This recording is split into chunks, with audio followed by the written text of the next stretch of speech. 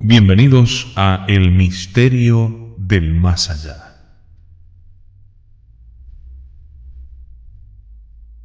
Esta es nuestra penúltima entrega, El castigo del culpable.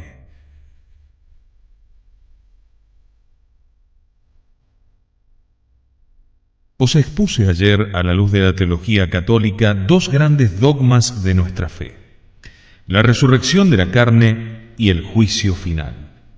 Asistimos con la imaginación a aquella tremenda escena, la más trascendental de la historia de la humanidad, que tendrá lugar al fin de los siglos, y oímos la sentencia de Jesucristo, sentencia de bendición para los buenos: venid, benditos de mi Padre, a poseer el reino que está preparado para vosotros, y sentencia de maldición para los réprobos: apartaos de mí, malditos, al fuego eterno.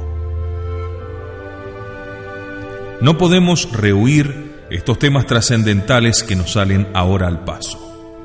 Se trata de dos dogmas importantísimos de nuestra fe: la existencia del cielo y del infierno, el destino eterno de las almas inmortales. Prefiero dejar para mañana, último día de estas conferencias, la descripción del panorama deslumbrante del cielo. Será una conferencia llena de luz, de alegría, de colorido, que expansionará nuestro corazón. Pero hoy, señores, no tenemos más remedio que enfrentarnos con el tema tremendo, terriblemente trágico, del destino eterno de los condenados.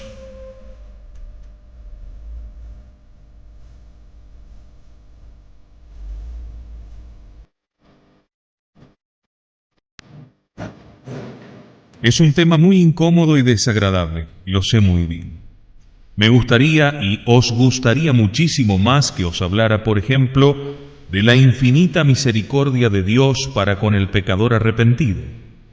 Se ha dicho que la sensibilidad y el clima intelectual moderno no resiste el tema del infierno, tan incómodo y tan molesto, que es preferible hablar de la caridad, de la justicia social, del amor y la compenetración de los unos con los otros, de la primavera de la Iglesia, de la dignidad humana y otros temas semejantes. Son temas maravillosos, ciertamente, son temas cristianos. Pero la Iglesia Católica no puede renunciar de ninguna manera a ninguno de sus dogmas. Yo respeto la opinión de los que dicen que en estos tiempos no se resisten estos temas tan duros. Pero tratándose de unas conferencias cuaresmales sobre el misterio del más allá, yo no puedo cometer el grave pecado de omisión de soslayar el dogma del infierno, que forma parte del depósito sagrado de la divina revelación. Señores, la Iglesia Católica viene manteniendo íntegramente durante 20 siglos el dogma terrible del infierno.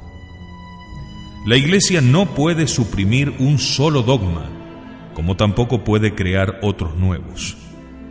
Cuando el Santo Padre define una verdad como dogma de fe, por ejemplo, la asunción corporal de María Santísima, no crea un nuevo dogma. Simplemente se limita a garantizarnos con su autoridad infalible que esa verdad ha sido revelada por Dios. El Papa no crea, no inventa dogmas. Simplemente declara con su autoridad infalible, cuando lo hace ex cátedra, que no puede sufrir el más pequeño error, porque está regida y gobernada por el Espíritu Santo, que aquella verdad que define está contenida en el depósito de la revelación, ya sea en la Sagrada Escritura, ya en la verdadera y auténtica tradición cristiana. Se trata de una verdad revelada por Dios, no de una opinión teológica inventada o patrocinada por la Iglesia. La Iglesia no altera, no cambia, no modifica poco ni mucho el depósito de la divina revelación que recibió directamente de Jesucristo y de los apóstoles. El dogma católico permanece siempre intacto e inalterable a través de los siglos, a pesar de los hombres.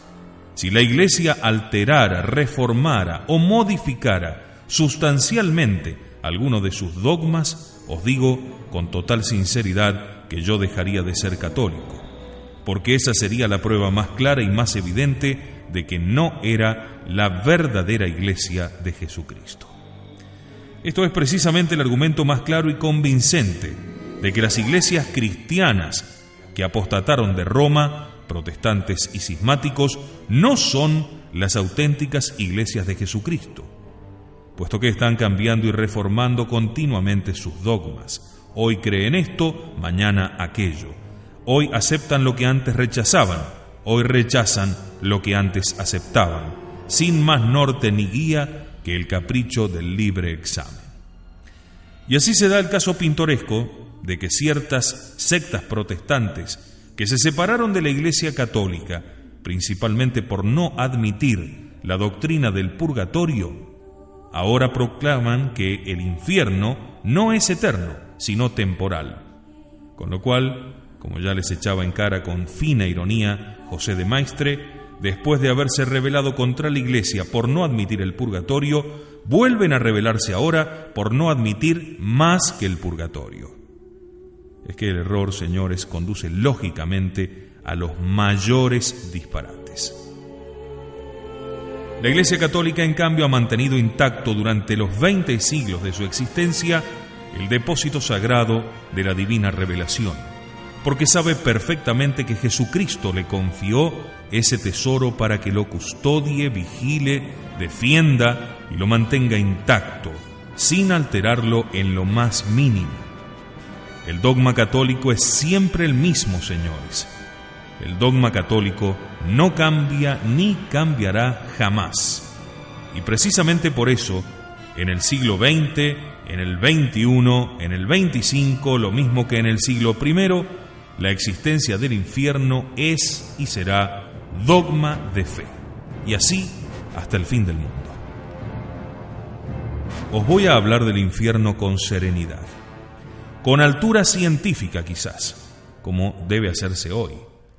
Por de pronto os advierto que rechazo en absoluto las descripciones dantescas. La Divina Comedia de Dante es maravillosa desde el punto de vista poético o literario, pero contiene grandes disparates teológicos. Aquellas descripciones de los tormentos del infierno son pura fantasía, pura imaginación. El dogma católico no nos dice nada de eso. Rechazo en absoluto las descripciones dantescas. Voy a limitarme, a exponerlos, lo que dice el dogma católico en torno a la existencia y naturaleza del castigo de los réprobos.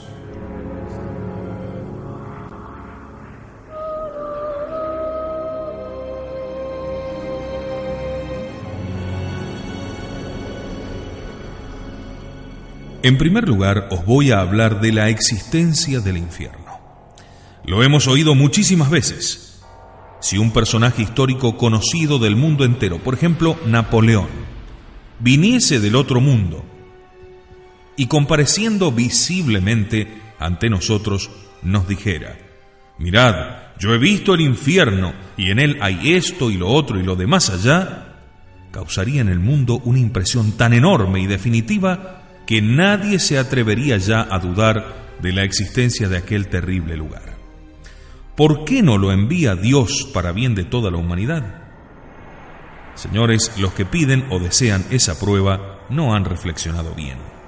No han caído en la cuenta de que ese hecho que reclaman ya se ha producido, y en unas condiciones de autenticidad que jamás hubiera podido soñar la crítica más severa y exigente. No voy a invocar el testimonio de alguna revelación privada hecha por Dios a alguna monjita de clausura. Ni siquiera alegaré el testimonio de Santa Catalina de Siena o el de Santa Teresa de Jesús, a quienes nuestro Señor mostró el infierno y lo describieron después en sus libros de manera impresionante. Ni voy a citar a los pastorcitos de Fátima que vieron también con sus propios ojos el fuego del infierno. Personalmente, estoy absolutamente convencido de la verdad de esas visiones y revelaciones privadas que acabo de citar. Pero nuestra fe católica, señores, no se apoya en estos testimonios de personas particulares, aunque se trate de grandes santos canonizados por la Iglesia. Nuestra fe se apoya directamente en un testimonio mucho más fuerte, mucho más inconmovibles. Voy a deciros cuál es el gran testigo de la existencia y de la naturaleza del infierno. Os voy a decir quién es. Trasladémonos con la imaginación a Jerusalén, en la noche del primer Jueves Santo que conoció la humanidad. Ante el jefe de la sinagoga, reunida en Sanedrín con los principales escribas y fariseos de Israel, acababa de comparecer un preso maniatado. Es Jesús de Nazaret. Y el jefe de la sinagoga, es decir, el representante legítimo de Dios en la tierra, el sumo pontífice, el entonces jefe de la verdadera iglesia de Dios, porque ya sabéis, señores, que el cristianismo enlaza legítimamente con la religión de Israel, de la cual es plenitud y coronamiento. No hay más que una sola Biblia con su Antiguo y Nuevo Testamento. El representante auténtico de Dios en la tierra se pone majestuosamente de pie y, encarándose con aquel preso que tiene delante, le dice solemnemente: por el Dios vivo, te conjuro que nos digas claramente, de una vez, si tú eres el Cristo, el Hijo de Dios. Y aquel preso maniatado, levantando con serenidad su rostro, le contesta: tú lo has dicho, yo lo soy. Y os digo que un día veréis al Hijo del Hombre sentado a la diestra del poder y venir sobre las nubes del cielo. Señores, nadie hasta entonces, en toda la historia de la humanidad, se había atrevido jamás a decir: yo soy el Hijo de Dios. Y nadie se atrevió a repetirlo de entonces hasta acá. Esta tremenda afirmación solamente Jesús de Nazaret ha tenido el inaudito atrevimiento de hacerla. Pero ese Jesús que ha tenido la infinita osadía de decirlo, ha tenido también la infinita audacia de demostrarlo. Una serie de pruebas aplastantes, absolutamente infalsificables, han puesto la rúbrica divina a esa tremenda afirmación: yo soy el Hijo de Dios. ¿Queréis que recordemos unas cuantas? Un día se acercaba Jesús, acompañado de un gran gentío, a un pueblo llamado Jericó. A la entrada del pueblo, en un lugar y un sitio estratégico, de paso, la escena que estamos contemplando todos los días: un ciego pidiendo limosna. El pobrecillo no veía absolutamente nada, pero oyó el murmullo de la muchedumbre que se acercaba y preguntó: ¿qué pasa? Le contestaron: es Jesús de Nazaret que se acerca. Y al instante el pobre ciego comienza a gritar: Jesús, hijo de David, ten piedad de mí. Y alargando las manos, que son los ojos de los ciegos, buscaba con ellas a Jesús. Le llevan ante él y le pregunta a Jesús con dulzura: ¿qué quieres? Pobrecito, ¿qué iba a querer? Señor, que vea. Y Jesús pronuncia una sola palabra: quiero. Y al instante se abren los ojos del ciego y comienza a ver claramente. Amigo oculista que me escuchas, tú sabes muy bien lo que significa atrofia del nervio óptico, corteza cervical, ceguera de nacimiento. No tiene remedio, ¿verdad? Pues lo tuvo con una sola palabra de Jesucristo. ¿Qué te parece la prueba? Otro día se le presenta un hombre cubierto de lepra, con su carne podrida que se le caía a pedazos. Y aquella piltrafa humana cae de rodillas ante Jesús y le dice con lágrimas en los ojos: Señor, si quieres, puedes limpiarme. Y extendió él su mano, le tocó diciendo: quiero, sé limpio. Y en el acto, la carne podrida del leproso se vuelve fresca y sonrosada como la de un niño que acaba de nacer. Señores, la medicina moderna ha hecho progresos admirables, pero con todos los adelantos modernos, ¿cuánto cuesta y con qué lentitud se logra la curación de un leproso? El bacilo de Hansen es dificilísimo de vencer, aún hoy, con todos los progresos y adelantos de la medicina. Pero a Cristo le bastó hace 2000 años una sola palabra: quiero, y al momento la lepra desapareció.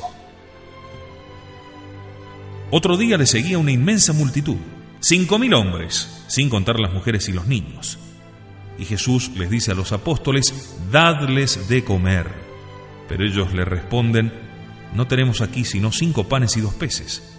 Él les dice: traédmelos acá.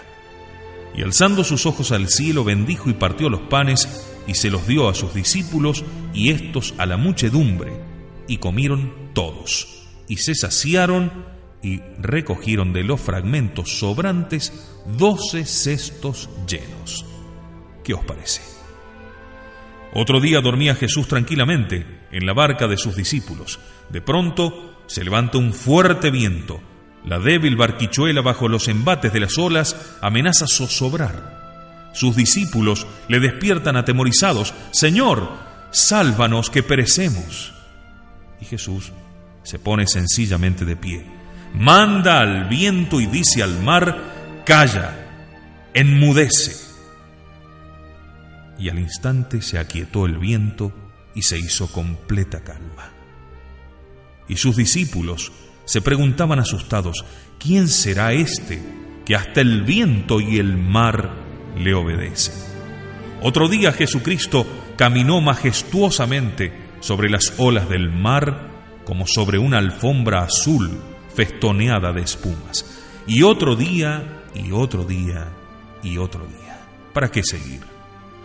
Aquel hombre jugaba con el mar, con los vientos y la tempestad, con las enfermedades de los hombres y con las fuerzas de la naturaleza, como dueño y señor de todo.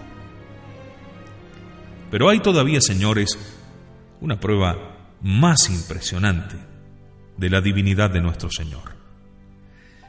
En medicina legal no se admite más que una prueba definitiva de la muerte real: la putrefacción. Mientras el cadáver no comienza a descomponerse, no podemos tener una seguridad científica y absoluta de que está realmente muerto. Pero cuando comienza a descomponerse, cuando comienza la putrefacción, la muerte real es ciertísima, científicamente segura. Recordemos ahora la impresionante escena evangélica. Lázaro de Betania, el amigo de Cristo, cae gravemente enfermo. Sus hermanas, Marta y María, envían un recado al maestro diciéndole: Señor, el que amas está enfermo. Jesucristo no acude enseguida, deja pasar 2 días después de recibido el aviso. Cuando llega a Betania, Lázaro llevaba ya 4 días en el sepulcro. Y cuando Marta le dice llorando a Jesús: Señor, si hubieras estado aquí, mi hermano no hubiera muerto. Jesús le dice: yo soy la resurrección y la vida. El que cree en mí, aunque hubiese muerto, vivirá. Se dirige al sepulcro, seguido de una gran muchedumbre, y ordena: quitad la piedra. Y al instante perciben todos el hedor pestilencial del cadáver putrefacto en descomposición. Jesucristo, alzando sus ojos al cielo, pronuncia estas palabras: Padre, te doy gracias porque me has escuchado. Yo sé que siempre me escuchas, pero por la muchedumbre que me rodea lo digo, para que crean que tú me has enviado. Y diciendo esto, gritó con fuerte voz: Lázaro, sal fuera. Y al instante, como un siervo obediente, cuando su amo le da una orden, el cadáver putrefacto de Lázaro se presentó delante de todos, repleto de salud y de vida. El milagro, por definición, trasciende las fuerzas de toda naturaleza creada y creable. Solamente Dios, autor de la naturaleza, o alguien en nombre de Dios, puede suspender sus leyes inmutables. Jesucristo hacía los milagros en nombre propio, no en nombre de Dios. Cuando invoca a Dios, le llama Padre, y le invoca no para pedirle el poder de hacer milagros, sino únicamente para que los que le rodean crean que ha sido enviado por Él. Jesucristo tuvo la osadía de decir que era el Hijo de Dios, pero lo demostró de una manera aplastante y definitiva. El mismo Dios se encargó de confirmarlo desde el cielo, cuando en el momento del bautismo de Jesús se abrieron los cielos y se oyó la voz augusta del Eterno Padre, exclamando: «Este es mi Hijo muy amado, en el que tengo puestas mis complacencias». Pues bien, ese que es el Hijo de Dios, ese que ha venido del cielo y sabe perfectamente lo que hay en el otro mundo, ese nos dice 25 veces en el Evangelio que existe el infierno y que es eterno, que no terminará jamás. Que venga alguien del otro mundo a decirlo, pero si ya ha venido, y nada menos que el que dijo y demostró que era el Hijo de Dios. ¿Comprendéis, amigos, ahora la increíble insensatez de la carcajada volteriana negando la existencia del infierno? Las cosas de Dios son como Dios ha querido que sean, no como se les antojan a los incrédulos. Pobres incrédulos, qué pena me dan. No todos son igualmente culpables, claro. Distingo muy bien dos clases de incrédulos que son completamente distintos. Hay almas atormentadas que les parece que han perdido la fe. No la sienten, no la saborean como antes. Les parece que la han perdido casi totalmente. Esta misma tarde recibía una carta anónima. No la firma nadie. A través de sus palabras se transparenta, sin embargo, una persona de cultura más que mediana. Escribe admirablemente bien. Y después de decirme que ha estado oyendo mis conferencias, me cuenta su caso. Me dice que ha perdido casi por completo la fe, aunque la desea con toda su alma, pues con ella se sentía feliz y ahora siente en su espíritu un vacío espantoso. Me ruega que si conozco algún medio práctico y eficaz para volver a la fe perdida, que se lo diga a gritos, que le muestre esa meta de paz y de felicidad ansiada. Pobre amigo mío, voy a abrir un paréntesis en mi conferencia para enviarte unas palabras de consuelo. Te diré: con Cristo no andas lejos del reino de Dios. Desde el momento en que buscas la fe es que ya la tienes. Lo dice hermosamente San Agustín: no buscarías a Dios si no lo tuvieras ya. Desde el momento en que deseas con toda tu alma la fe, es que ya la tienes. Dios, en sus designios inescrutables, ha querido someterte a una prueba. Te ha retirado el sentimiento de la fe para ver cómo te mueves en la oscuridad. Si a pesar de las tinieblas te mantienes fiel, llegará un día, no sé si tarde o temprano, son cosas de Dios, en que te devolverá el sentimiento de la fe con una fuerza e intensidad incomparablemente superior a lo de antes. ¿Qué tienes que hacer mientras tanto? Humíllate delante de Dios. Humíllate un poco. Es la condición indispensable para recibir los dones de Dios. El gozo, el disfrute, el saboreo de la fe suele ser premio de la humildad. Dios no resiste jamás las lágrimas humildes. Si te pones de rodillas ante Él y le dices: Señor, yo tengo poca fe, pero quisiera tener más, ayuda tú mi poca fe. Si caes de rodillas y le pides a Dios que te dé el sentimiento íntimo de la fe, te la dará infaliblemente, no lo dudes. Mientras tanto, pobre hermano mío, vive tranquilo, porque no solo no andas lejos del reino de Dios, sino que en realidad estás ya dentro de él. Pero tu caso es completamente distinto del de los verdaderos incrédulos. Tú no eres incrédulo, aunque de momento te falta el sentimiento dulce y sabroso de la fe. Los verdaderos incrédulos son los que sin fundamento alguno, sin argumento que les impida creer, lanzan una insensata carcajada y desprecian olímpicamente las verdades de la fe. No tienen argumentos en contra, no lo pueden tener. La fe católica resiste toda clase de argumentos que se le quiera oponer. No hay ni puede haber un argumento válido contra ella. Supera infinitamente a la razón, aunque jamás la contradice. No puede haber conflicto entre la razón y la fe, porque ambas proceden del mismo y único manantial de la verdad, que es la primera verdad por esencia, que es Dios mismo, en el que no cabe contradicción. Es imposible encontrar un argumento válido contra la fe católica. Es imposible que haya incrédulos de cabeza, como os decía el otro día, pero los hay abundantísimos del corazón. El que lleva una conducta inmoral, el que ha adquirido una fortuna por medios injustos, el que tiene 4 o 5 amiguitas, el que está hundido hasta el cuello en el fango, en el cieno. ¿Cómo va a aceptar tranquilamente la fe católica si ésta le habla de un infierno eterno? Le resulta más cómodo prescindir de la fe o lanzar contra ella la carcajada de la incredulidad. Insensato, como si esa carcajada pudiera alterar en nada la tremenda realidad de las cosas. Ríete ahora, carcajaditas de enano en una noche de barrio chino. Ríete ahora, ya llegará la hora de Dios. Ya cambiarán las cosas. Escucha la Sagrada Escritura. En Proverbios 1, 25, 26, dice así el Señor: antes desechasteis todos mis consejos y no accedisteis a mis requerimientos. También yo me reiré de vuestra ruina y me burlaré cuando venga sobre vosotros el terror.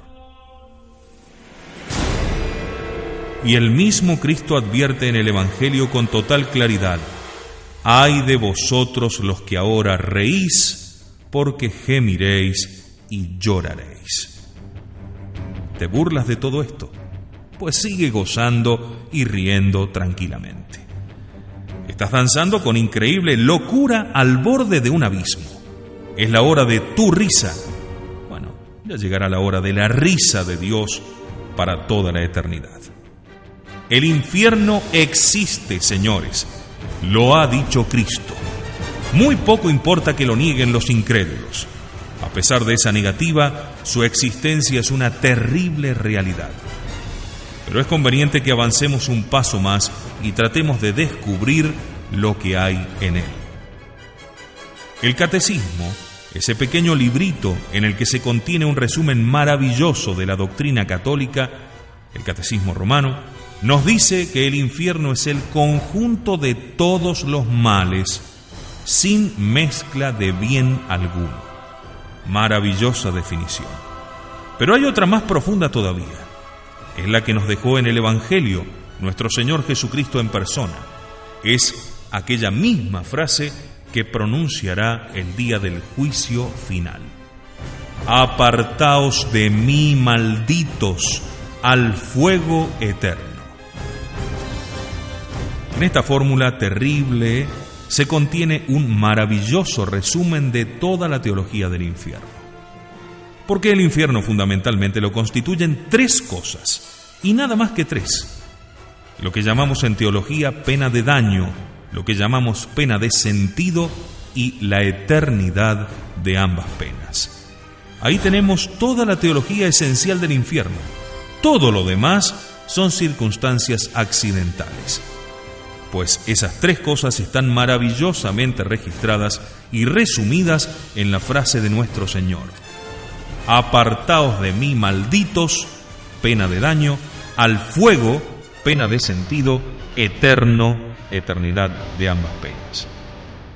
Señores, maravilloso resumen el de nuestro Señor Jesucristo. Vamos a meditarlo por partes. Lo principal del infierno es lo que llamamos en teología la pena de daño, la condenación propiamente dicha, que consiste en quedar privado y separado de Dios para toda la eternidad. Esto es lo fundamental del infierno.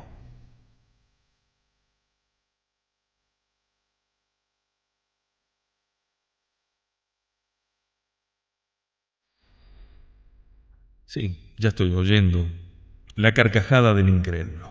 ¿De verdad que lo más terrible que hay en el infierno es estar privado o separado de Dios para toda la eternidad? Pues entonces no tengo inconveniente en ir al infierno, porque en este mundo sé prescindir muy bien de Dios.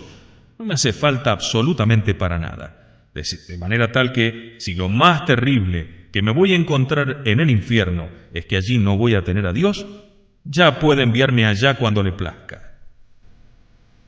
Pobrecito, no sabes lo que dices. No sabes lo que dices.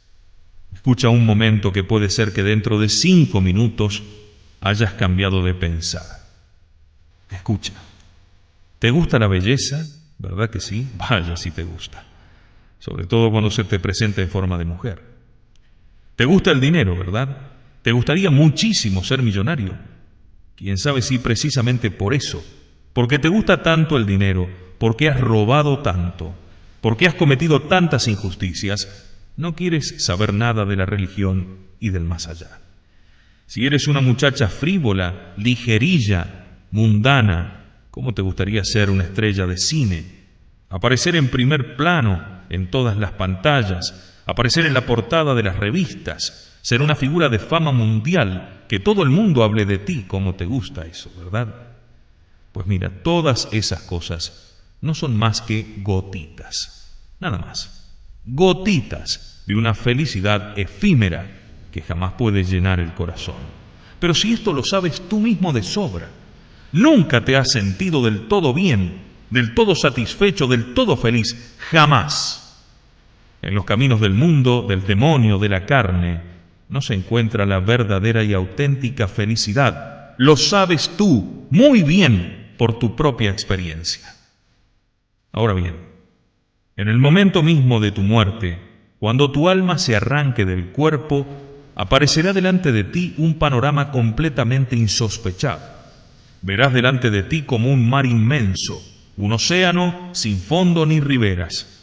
Es la eternidad, inmensa, inabarcable, sin principio ni fin.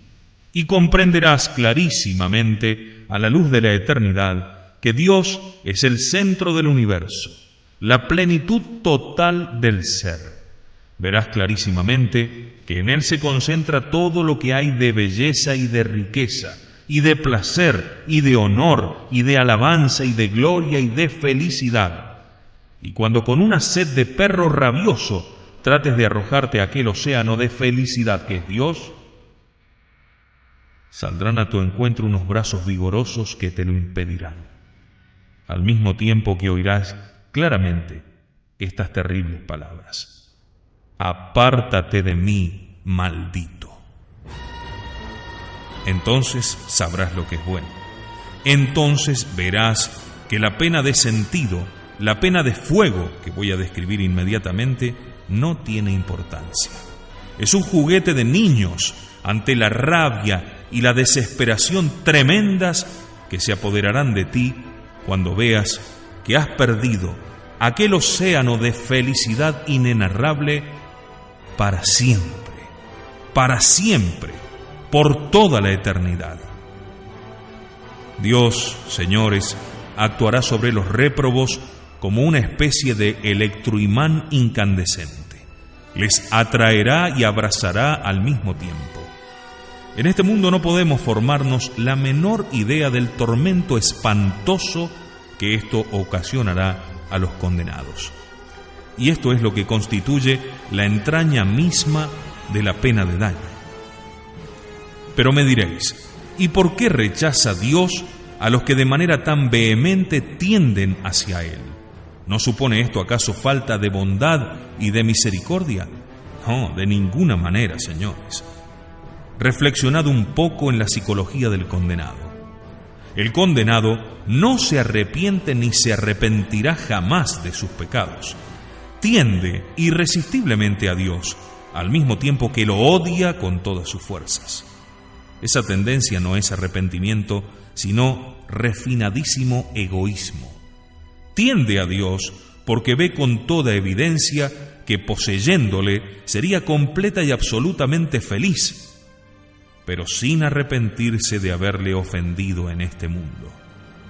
El condenado no se arrepiente ni puede arrepentirse porque en la eternidad son imposibles los cambios sustanciales. Nadie puede cambiar el último fin libremente elegido en este mundo. La muerte nos dejará fosilizados en el bien o en el mal, según nos encuentre en el momento de producirse. Si nos encuentra en gracia de Dios, la muerte nos fosilizará en el bien. Ya no podremos pecar nunca jamás. Ya no podremos perder a Dios nunca jamás. Pero si la muerte nos sorprende en pecado mortal, quedaremos fosilizados en el mal y ya no podremos arrepentirnos jamás. El condenado tiende a Dios con un refinadísimo egoísmo. Esa tendencia inmoral no solamente no le justifica ante Dios, sino que es su último y eterno pecado.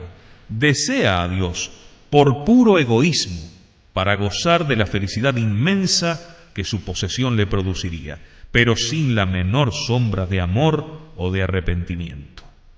En estas condiciones es muy justo, señores, que Dios le rechace. Es necesario que sea así. Por eso os decía que Dios actúa sobre el condenado como un electroimán incandescente, le atrae y le quema al mismo tiempo. No podemos formarnos idea acá en la tierra del tormento espantoso que esto ocasionará a los condenados.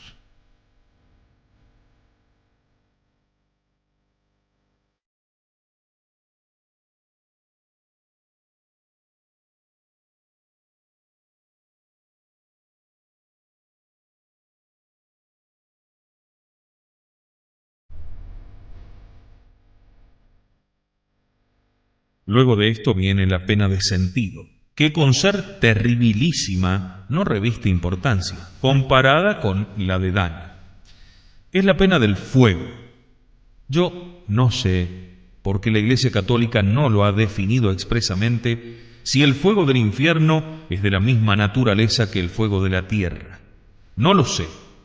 Lo único que sé es que se trata de un fuego real, no imaginario o metafórico. Hay una declaración oficial de la Sagrada Penitenciaría Apostólica contestando a la pregunta de un sacerdote que preguntó qué tenía que hacer con un penitente que no aceptaba la realidad del fuego del infierno, como si se tratase únicamente de una metáfora evangélica. La Sagrada Penitenciaría contestó que ese penitente debía ser instruido convenientemente en la verdad y si después de la debida instrucción se obstinaba en no querer aceptar la realidad del fuego del infierno, había que negarle la absolución. Está claro. El fuego del infierno es un fuego real, no metafórico, aunque no podemos precisar si es o no de la misma naturaleza que el fuego de la tierra. Desde luego que tiene propiedades muy distintas, porque el fuego del infierno atormenta no solamente a los cuerpos, sino también a las almas, y no destruye, sino que conserva la vida de los que entran en sus dominios. Me viene a la memoria en este momento aquel pobre muchacho de la provincia de Santander. Era un pobre vaquerillo que cuidaba las vacas de su propia casa, y un día, en el establo de las vacas, se declaró un incendio. El muchacho, que estaba viendo la catástrofe económica que se les venía encima, entró en el establo ardiendo con el fin de hacer salir a las vacas por la puerta trasera. Como tardaba mucho en salir y el incendio crecía por momentos, el padre del muchacho quiso lanzarse también ya no por las vacas, sino por sacar a su hijo, que iba a morir abrazado. 5 hombres apenas podían sujetarle. De pronto el muchacho salió gritando y con los vestidos ardiendo. Él mismo se arrojó de cabeza a un pozo de agua que tenían allí cerca para abrevadero de las vacas y se hundió rápidamente en ella. Cuando poco después salió del agua con quemaduras mortales, gritaba espantosamente al mismo tiempo que decía: confesión, confesión que me quemo, confesión que me abrazo. Pocas horas después de recibir el viático, murió retorciéndose con terribles dolores. Señores, yo no sé si el fuego del infierno es de la misma naturaleza que el de la tierra, pero sé que es un fuego real, no metafórico, y que atormentará a los condenados para toda la eternidad. Lo ha revelado Dios, y lo mismo da a creerlo que dejarlo de creer. Las cosas son así, aunque nos resulten incómodas y molestas. Pero lo más espantoso del infierno es la tercera nota, la tercera característica, su eternidad. El infierno es eterno. ¿Habéis contemplado la escena alguna vez a la orilla de un río o del mar, cuando el pescador nota que el pez ha mordido el anzuelo, tira con fuerza de la caña y el pez se retuerce desesperadamente fuera del agua? Se está ahogando. Sus pobres branquias no están adaptadas para respirar directamente el oxígeno del aire. Necesita absorberlo diluido en el agua. Su agonía es tremenda, pero dura unos momentos nada más. Muy pronto da un nuevo y desesperado coletazo y queda inmóvil. Ha muerto ahogado. Imaginad ahora, señores, el caso de un hombre aparentemente muerto que vuelve a la vida en el sepulcro y se da cuenta de que le han enterrado vivo. Su tremendo tormento no durará más que unos minutos. Pero qué espantosa desesperación experimentará cuando se encuentre en aquel ataúd estrecho y oscuro, cuando vea que no se puede mover, que le es imposible liberarse de su espantosa cárcel. ¡Qué angustia! ¡Qué desesperación tan espantosa!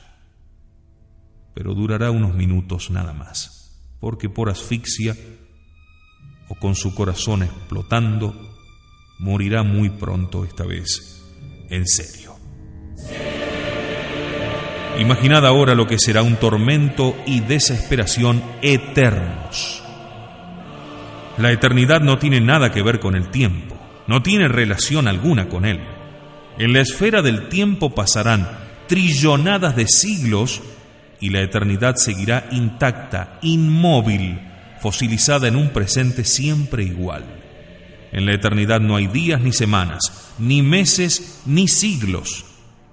Es un instante petrificado, es como un reloj detenido que no transcurrirá jamás, aunque en la esfera del tiempo transcurran millones de siglos.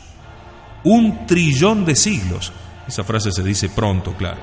La palabra trillón se pronuncia con mucha facilidad.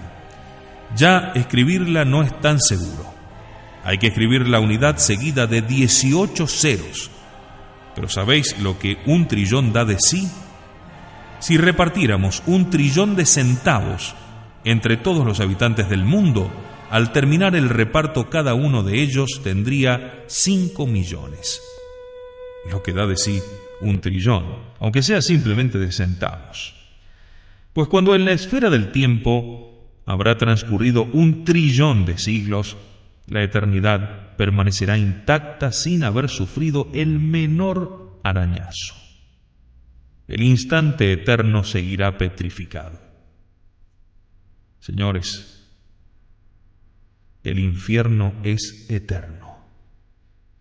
Lo ha dicho Cristo. Poco importa que los incrédulos se rían.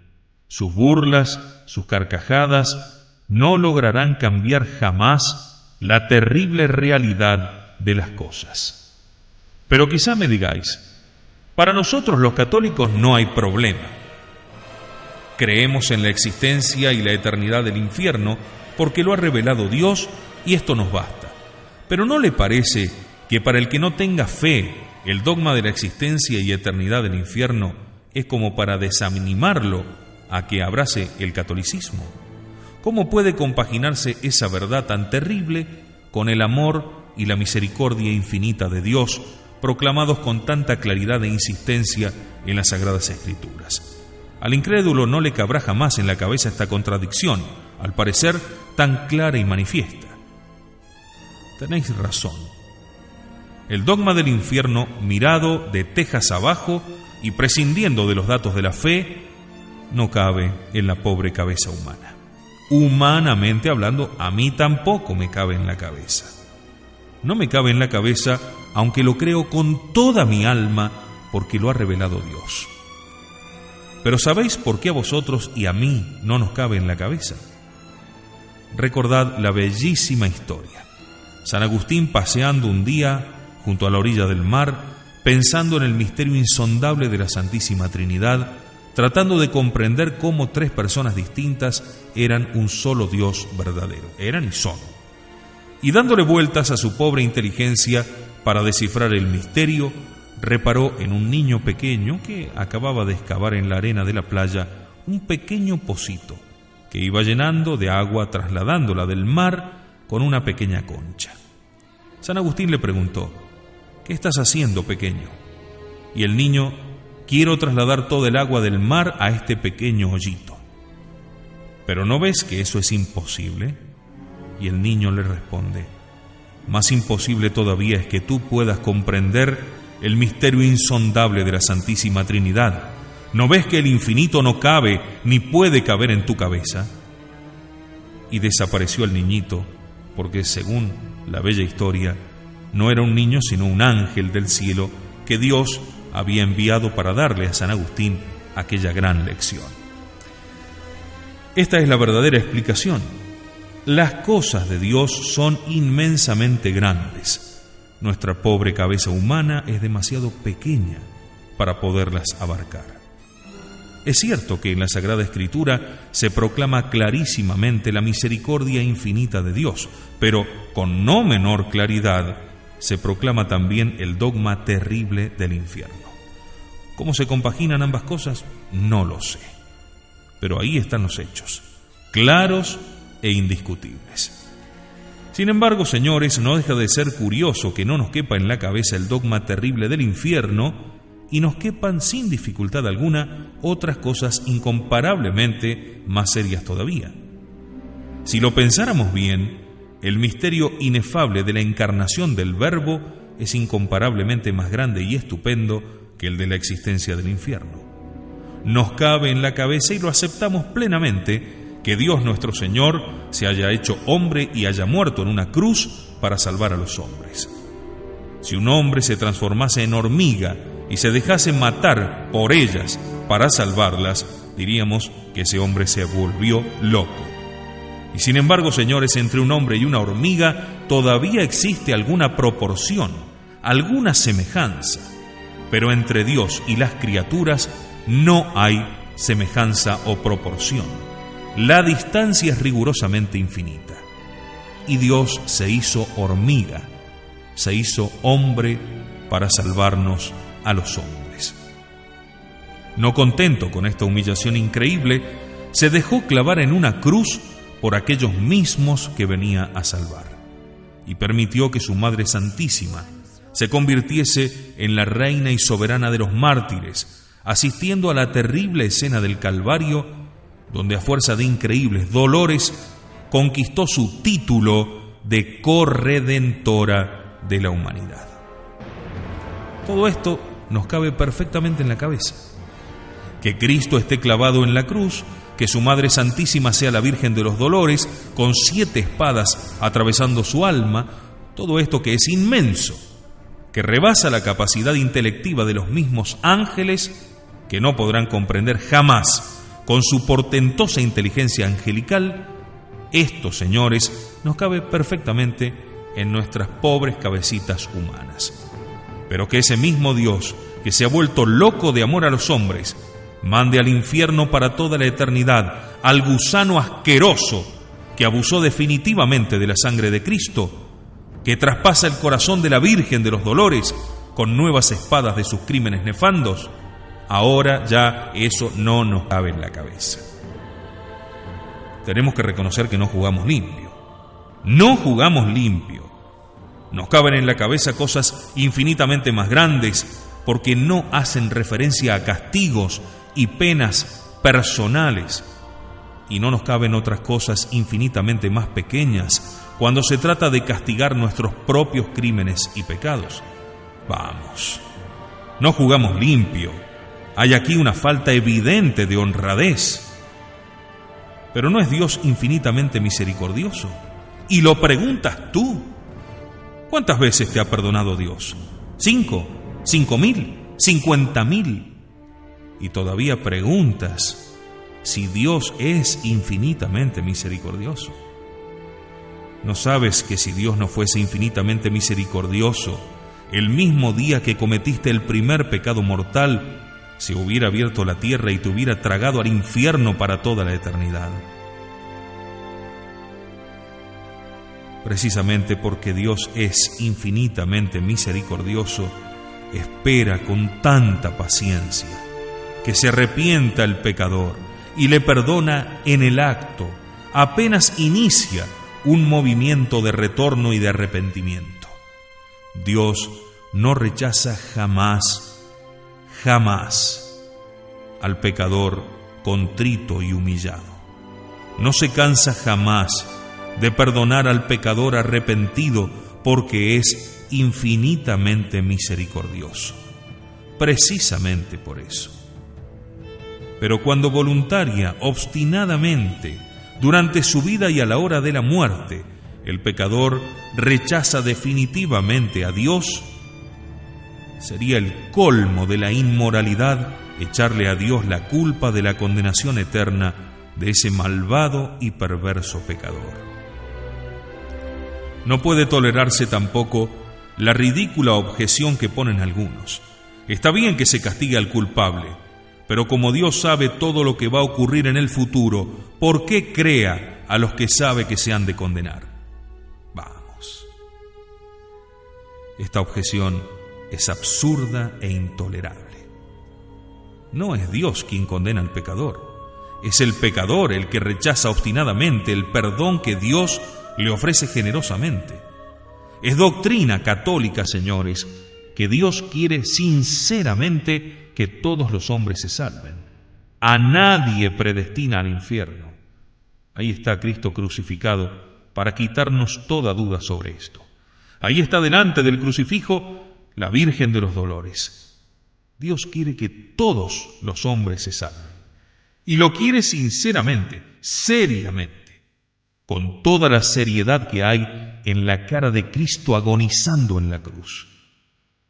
Dios quiere que todos los hombres se salven, pero cuando obstinadamente, con toda sangre fría, a sabiendas, se pisotea la sangre de Cristo y los dolores de María, y eso durante toda la vida e incluso a la hora de la muerte, señores, el colmo del cinismo, el colmo de la inmoralidad, sería venir a preguntar por qué Dios ha creado a aquel hombre sabiendo que se iba a condenar. El colmo de la inmoralidad. Es ridículo tratar de enmendarle la plana a Dios. Lo ha dispuesto todo con infinita sabiduría. Y aunque en este mundo no podamos comprenderlo, también con infinito amor y entrañable misericordia. Mejor que andar entreteniéndonos vanamente en poner objeciones al dogma del infierno, que en nada va a alterar su terrible realidad. Procuremos evitarlo con todos los medios a nuestro alcance. Por fortuna, hoy estamos a tiempo todavía. ¿Nos horroriza el infierno? Pues pongamos los medios para no ir a él. En realidad, como les decía el primer día, este es el único gran negocio que tenemos planteado en este mundo. Todos los demás no tienen importancia, son problemitas sin trascendencia alguna. Muchacho, estudiante que me escuchas, el suspenso, el quedar en ridículo, el perder las vacaciones, cosa de risa, no tiene importancia alguna. Millonario, que te has arruinado, que viniste a menos, que estás sumergido en una miseria vergonzante, cosa de risa. Dentro de unos años se acabó todo. Tú, el que en una catástrofe automovilística has perdido a tu padre, a tu madre, a tu mujer o a tu hijo, permíteme que te diga, cosa de risa. Allá arriba les volverás a encontrar muy pronto. Y tú, la mujer mártir del marido infiel, o el marido víctima de la mujer infame, humanamente hablando eso es tremendo. Pero mirado de tejas arriba, cosa de risa. Ya volverá todo a sus cauces, en este mundo o en el otro. Pronto. La única desgracia terriblemente trágica, la única absolutamente irreparable, es la condenación eterna de nuestra alma. Eso sí que es terrible, sobre toda ponderación y encarecimiento.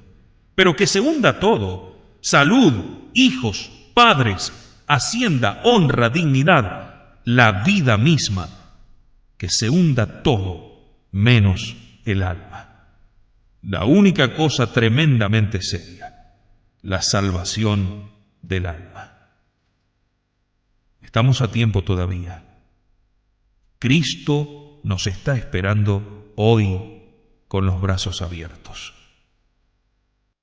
Pecador que me escuchas, aunque lleves 40 o 50 años alejados de Cristo, aunque te hayas pasado la vida entera blasfemando a Dios, pisoteando sus santos mandamientos, fíjate bien. Si quieres hacer las paces con Él, no tendrás que emprender una larga caminata.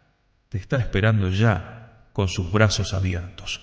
Basta con que ahora caigas de rodillas delante de un crucifijo y honradamente, sinceramente, que arranques de lo más íntimo del alma el grito de arrepentimiento: perdóname, Señor, ten compasión de mí.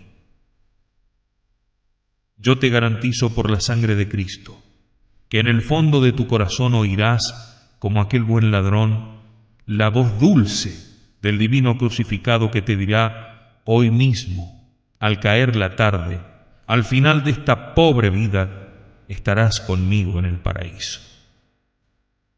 Pero para ello Cristo te pone una condición sencillísima, facilísima: que te presentes a uno de sus legítimos representantes en la tierra, a uno de los sacerdotes que dejó instituidos en su iglesia para que te extienda en nombre de Dios el certificado de tu perdón.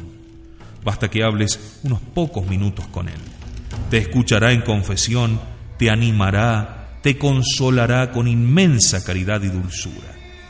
Y en virtud de los poderes augustos que ha recibido del mismo Cristo a través de la ordenación sacerdotal, levantará después su mano y pronunciará la fórmula que será ratificada plenamente en el cielo: yo te absuelvo, vete en paz y en adelante no vuelvas a pecar. No te demores.